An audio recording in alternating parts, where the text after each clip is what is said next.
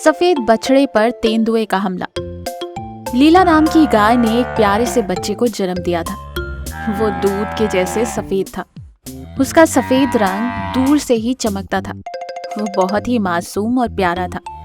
सारे जानवर बच्चे से बहुत प्यार करते थे। लीला बहन, तुम्हारा बच्चा बेहद सुंदर है। जी करता है बस इसे देखती रहूं। इसे सारे सुख मिले और दुख कभी इसके आसपास ना आए। अरे बस भी कर हिरन अब।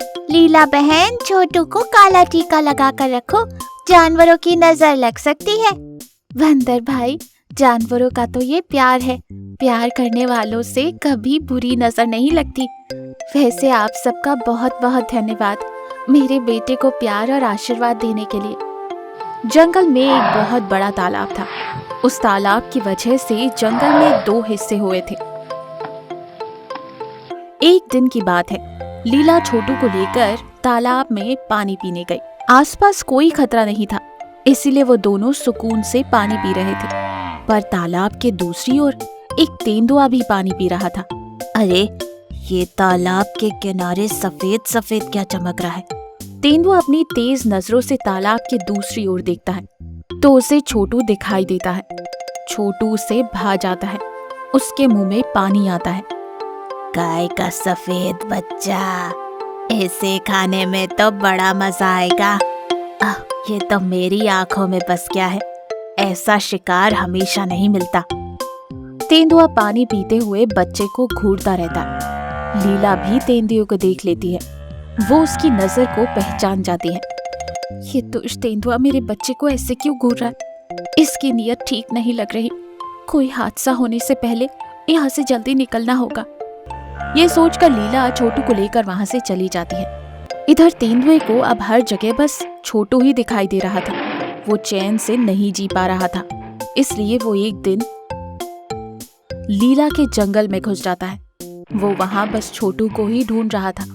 लीला को इसकी भनक लगते ही, पता नहीं मुझे डर लग रहा है इस दुष्ट तेंदुए से। लगता है वो मेरे बच्चे को ढूंढते हुए यहाँ आया है। मुझे सावधानी रखनी होगी। कैसे भी करके छोटू को सुरक्षित रखना होगा। तेंदुए की आंखों से इसे बचाना होगा।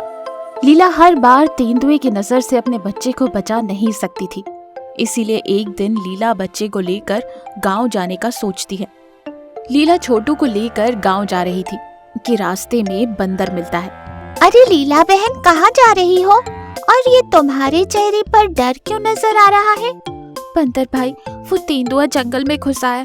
मुझे डर लग रहा है, इसलिए सोच रही हूँ कि कुछ दिनों के लिए गांव जाकर रहूं। ओ, तो ये बात है। 1 मिनट रुको बहन, मैं पेड़ पर चढ़कर देखता हूँ। अगर आसपास तेंदुआ हुआ तो मैं बताता हूँ। बंदर पेड़ पर चढ़कर तेंदुए को देखता है और जैसे ही वो पेड़ पर चढ़ता है वो एकदम से डर जाता है और डर के मारे नीचे उतर कर आता है। बहन, तेंदुआ तो इधर ही आ रहा है, भाग जाओ जल्दी से यहाँ से।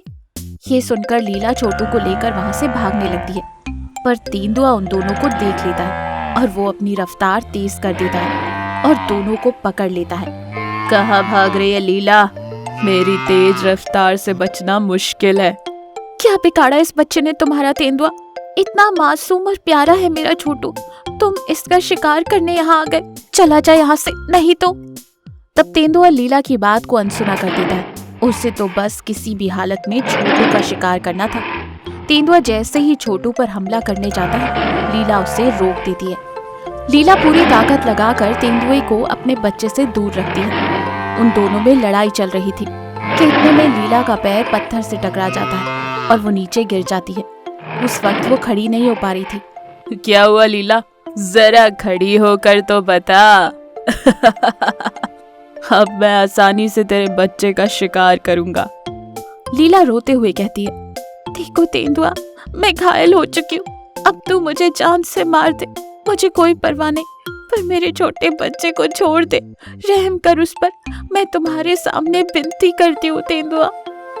तेरे बेटे के लिए ही तो मैं इतनी दूर आया हूँ और तू कह रही है कि मैं बच्चे को ही छोड़ दूं। तेंदुआ अपनी रुख छोटू की तरफ करता है। छोटू बहुत डरा हुआ था। छोटू भाग जा बेटा, भाग जा। ए भगवान, मदद करो मेरी, मुझे शक्ति दो ताकि मैं अपने बच्चे को बचा सकूं। लीला छोटू को भागने के लिए कह रही थी, पर उससे पहले ही तेंदुए ने उसे पकड़ लिया। और उसे पंजों में जकड़ लिया। लीला अब भगवान से प्रार्थना कर रही थी कि तभी वहां एक शेर आया। तेंदुए, तेरी हिम्मत कैसे हुई मेरे जंगल में आने की और मेरे ही मासूम जानवरों पर सितम करने की? छोड़ उससे। तब शेर और तेंदुए के बीच भयानक लड़ाई हुई। इस लड़ाई में तेंदुआ कमजोर पड़ गया और खुद अपनी जान बचाकर भाग निकला। तब तक सारे जानवर वहां इकट्ठा हो गए थे। छोटू माँ के पास जाता है। धन्यवाद महाराज, मैं आपका ये उपकार कभी नहीं भूलूंगी। गाय के बछड़े को बचाने के बाद शेर ने सभी जानवरों को सावधान किया।